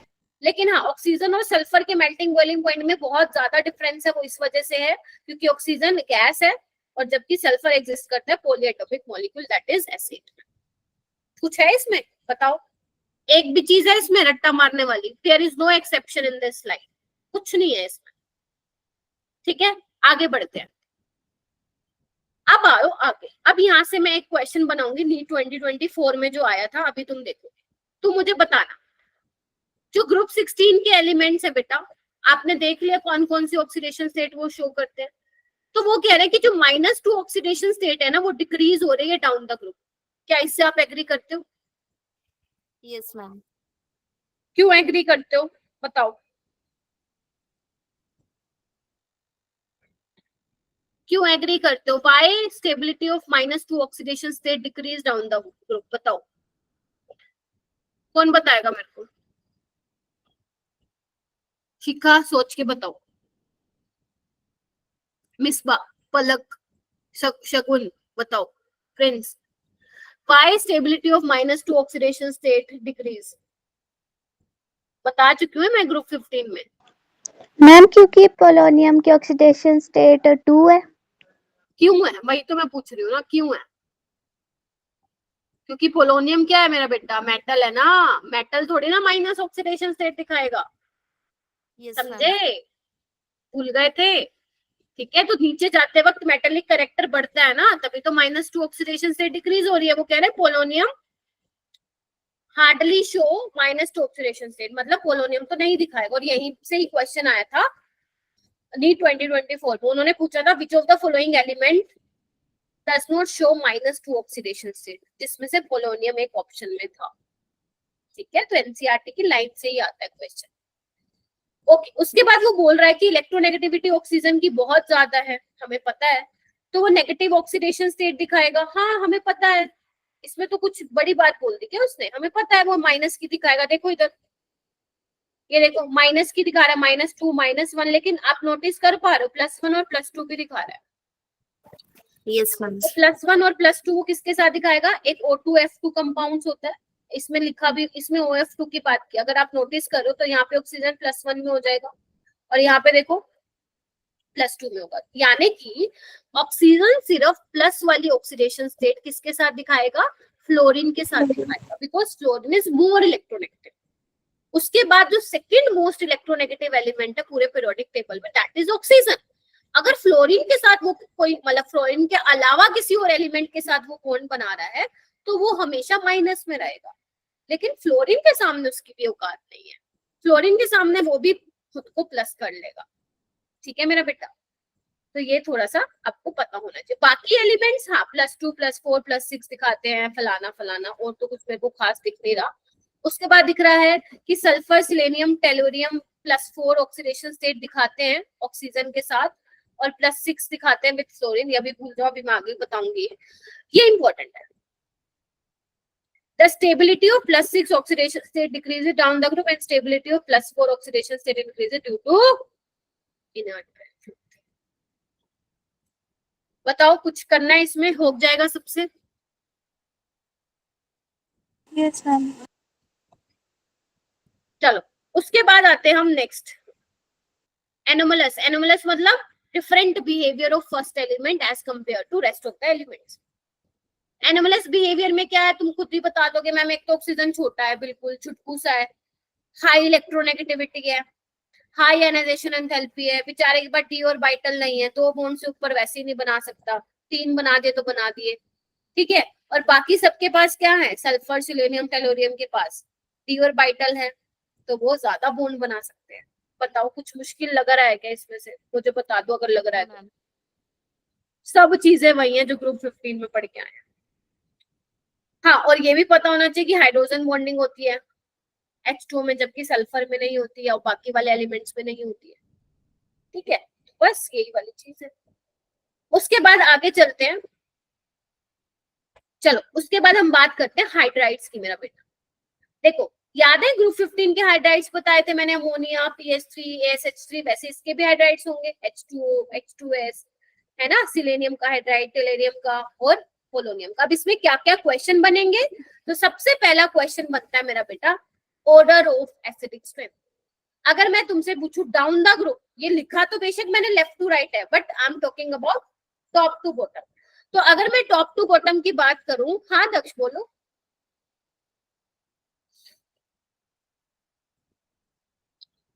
अगर मैं टॉप टू बॉटम की बात करूं तो तुम खुद सोच के बताओ एसिडिटी बढ़ेगी या घटेगी। एसिडिटी का मतलब होता क्या, H+ जो इजीली दे दे। अब तुम मेरे को बताओ इन सब में से H+ कौन आसानी से दे देगा, कोई बात नहीं दक्ष। एक बार बताओ, सब में हाइड्रोजन है, छोटू छोटू छोटू, यस मैम। ऑक्सीजन है छोटा, ये सल्फर उससे बड़ा, सिलेनियम और बड़ा, टेलोरियम और बड़ा, पोलोनियम और बड़ा। बताओ भाई किसके बीच दोस्ती कमजोर है, बताओ किसके बीच फ्रेंडशिप वीक है, छोटे बड़े के बीच? Yes ma'am. यस, तो वहां से क्या होगा, इजिली H+ निकल सकता है। तो यानी कि अगर मैं एसिडिटी का ऑर्डर लगाऊं तो यही होगा ऑर्डर। क्योंकि बहुत बच्चों को दिक्कत क्या रहती है, बहुत बच्चों को कंफ्यूजन ये रहती है कि मैम ऑक्सीजन तो ज्यादा इलेक्ट्रोनेगेटिव है तो वो अपनी तरफ खींचेगा। इधर देखो, बहुत बच्चों को ये प्रॉब्लम रहती है कि मैम वो अपनी इलेक्ट्रॉन डेंसिटी को इधर खींचेगा, बात सही है, तो इजीली H+ निकल जाएगा, ठीक है। तो ध्यान रखना, यहाँ पे वो वाला फैक्टर नहीं लगा रहे हो, आप लगा रहे हो कि down the group bond length ज्यादा होगी, बॉन्ड वीक होगा, तो इजीली H+ क्या हो जाएगा, निकल जाएगा, ठीक है। H2 के केस में ये मत सोचना कि H+ आसानी से निकल जाएगा, बल्कि ये बॉन्ड तो बहुत स्ट्रॉन्ग होगा, ठीक है। चल उसके बाद ये तो था एसिडिक का ऑर्डर, एसिडिटी ऑर्डर। उसके बाद मैं बात करूंगी स्टेबिलिटी का ऑर्डर। तुम मुझे बताओ सबसे ज्यादा स्टेबल कौन होगा, थर्मल स्टेबिलिटी का ऑर्डर या बॉन्ड डिसोसिएशन एनर्जी का ऑर्डर क्या होगा, बताओ बताओ बताओ, कौन सबसे ज्यादा स्टेबल होने वाला वाटर? नहीं, सेम क्यों होगा बेटा, ये स्टेबल है क्या, दिस इज स्टेबल। छोटे बड़े के बीच में बॉन्ड वीक है भाई, हाँ उल्टा होगा, H2 का सबसे ज्यादा, फिर सल्फर का, फिर आपका सिलेनियम का, फिर टेलोरियम वाले का, और फिर लास्ट में पोलोनियम वाले का। बताओ ये दोनों ऑर्डर क्लियर हुए क्या? Yes ma'am. Yes ma'am. अगर मैं रिड्यूसिंग पावर की बात करूं, रिड्यूसिंग पावर जैसे अपने ग्रुप 15 में डाउन द ग्रुप इंक्रीज होता था, सेम यहाँ पे भी क्या होगा, reducing power down the group increase होगा। तो जो एसिडिटी का ऑर्डर है सेम वही किसका होगा मेरा बेटा, रिड्यूसिंग पावर का होगा। H2 का सबसे कम, फिर सल्फर का, फिर सिलेनियम वाले का, फिर टेलेरियम के केस में, और फिर पोलोनियम के केस में, ठीक है। और ये देखो यही सारी चीजें लिखी हुई है, एक बार जल्दी से इस पैराग्राफ को पढ़ लो तुम लोग, सारे बच्चे इस पैराग्राफ को पढ़ लो कि क्या लिखा हुआ है।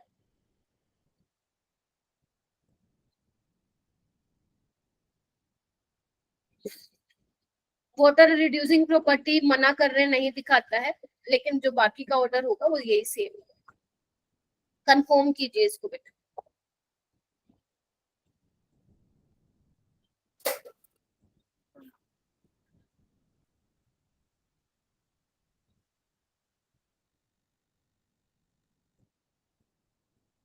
अब आ जाओ आज की इंपॉर्टेंट टेबल, ठीक है, फिर क्वेश्चन करते हैं थोड़े से। देखो सबसे पहले मैं बात करूंगी मेरा बेटा किसकी, सबसे पहले मैं बात करूंगी डिसोसिएशन एनर्जी की। तो आप देख लो down the group dissociation energy कम होती जा रही है क्योंकि बॉन्ड ही वीक है, तो उसको ब्रेक करने के लिए ज्यादा एनर्जी देनी नहीं पड़ेगी। ये चीज क्लियर हो गई। उसके बाद ये तुम्हें नहीं करना है। उसके बाद देखो बॉन्ड एंगल, देखो डाउन द ग्रुप डिक्रीज हो रहा है, बिल्कुल सेम रीजन जो मैंने आपको ग्रुप 15 में बताया था। क्या बताया था? जैसे नाइट्रोजन की इलेक्ट्रोनेगेटिविटी ज्यादा थी, वैसे इसमें भी ऑक्सीजन की क्या होगी, इलेक्ट्रोनेगेटिविटी ज्यादा होगी। तो ये क्या करेगा, इलेक्ट्रॉन डेंसिटी को अपनी तरफ पुल करके रखेगा कि आजा भाई।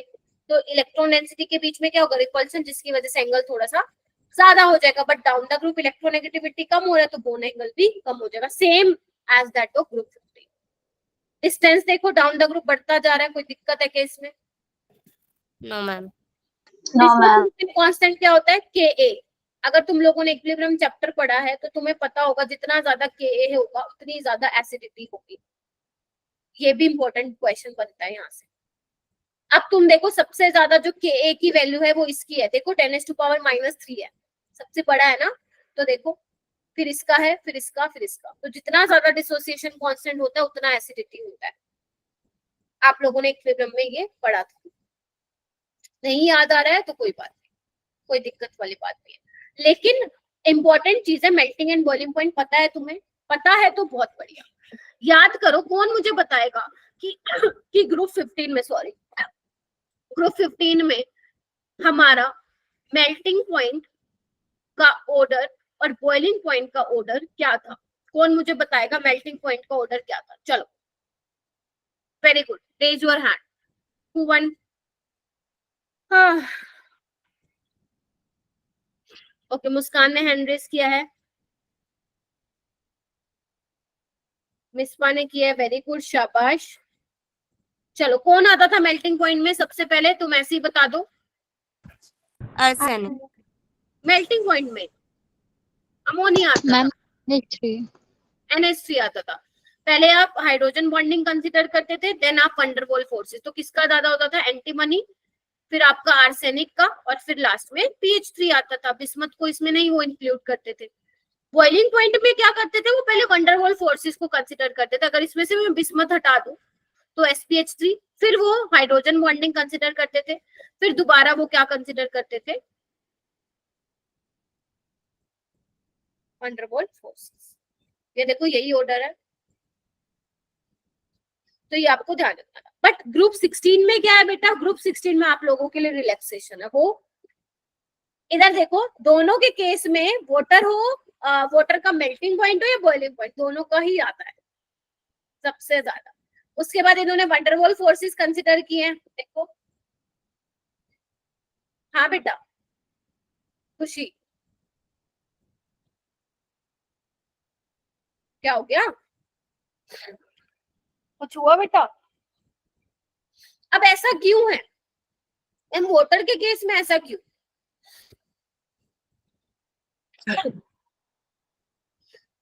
सॉरी, वाटर के केस में, वाटर के केस में बेटा क्या है कि वाटर, आपको पता है वाटर में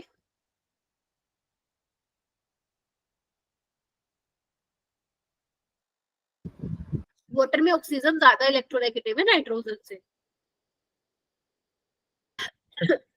तो इसकी वजह से क्या होता है ना, वाटर में ज्यादा हाइड्रोजन बॉन्डिंग होती है एज कंपेयर टू अमोनिया। समझ रहे हो? Because oxygen is more electronegative than NH3। एक वाटर का मोलिक्यूल 4 हाइड्रोजन बॉन्ड, तो उसको ब्रेक, उसको मेल्ट कर पाना, बॉइल कर पाना क्वाइट डिफिकल्ट। ठीक है, यही रीजन है कि इसका मेल्टिंग और बॉइलिंग पॉइंट क्या है, ज्यादा है। क्लियर है? Yes ma'am. चलो ये ध्यान रखना, ये अच्छी बात है, ग्रुप 16 में तुम्हारे मजे ही मजे। ठीक है, ज्यादा याद करने का है नहीं और क्वेश्चन भी इजी आएगा। चलो अब क्वेश्चन करते हैं बेटा, 3 क्वेश्चन है, आ जाओ।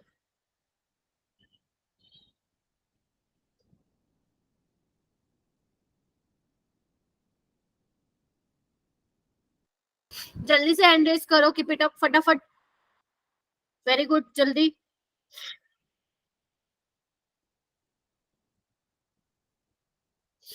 वेरी गुड पलक। बताओ भाई, बोन एंगल क्या होता है?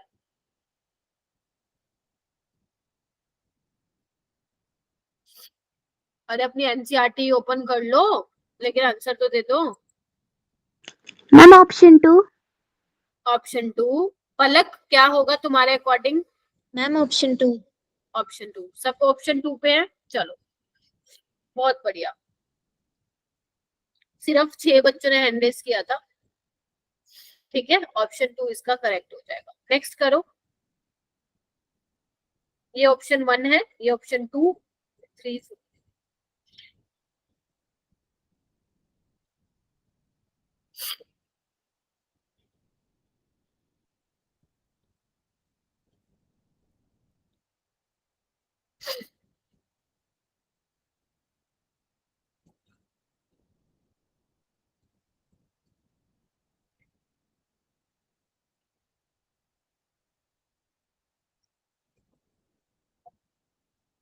वेरी गुड, शाबाश। करो करो, हैंड रेज करो। प्रिंस, पीयूष, शकुन, अंशिका, अंशु, आवाज आ रही है ना? अस्मा, आयुष, दक्ष, डिम्पल, दोनों दिशा, हुस्नवाज, खुशी, मुस्कान, वर्षा। करो भाई। Only 6 students raise their hand, या तो फिर बाकी पढ़ नहीं रहे, क्योंकि मुझे नहीं लगता पी ब्लॉक से इजी सिंपल कोई चैप्टर है पूरे केमिस्ट्री में। चलो वेरी गुड। क्या आ रहा है सबका आंसर? ऑप्शन बताओ कौन सा आ रहा है? हाँ, डी ऑप्शन है। Option A. Option D ma'am है। Option A. ऑप्शन है। Ma'am A. वाटर के केस में ऑप्शन है। ज्यादा लगेगी ना मेरा बेटा, बोन ब्रेक करने के लिए एनर्जी। ठीक है, तो ए ऑप्शन होगा मेरा बेटा। ये वाला क्वेश्चन करो, ये ऑप्शन दिए हुए हैं।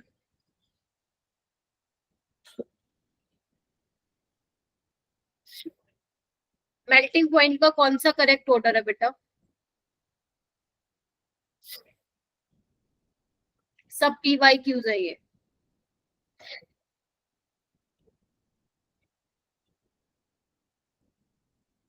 तुम्हारी 8:45 से क्लास है ना, बस 2 मिनट और दे दो, छोड़ रही हो तुम। I want at least 20 students raise करने चाहिए हैंड, तब मैं मानूंगी कि हाँ क्लास में है, कुछ बच्चे पढ़ रहे हैं। वेरी गुड, शाबाश। वेरी गुड, बहुत ही बढ़िया। ओके, क्या आ रहा है answer Misbah? Ma'am option 3। Option 3। Yes ma'am. Option 3 तो नहीं आना चाहिए, ऑप्शन 1 आना चाहिए ना। मैम ऑप्शन ए आ रहे हैं। Yes ma'am.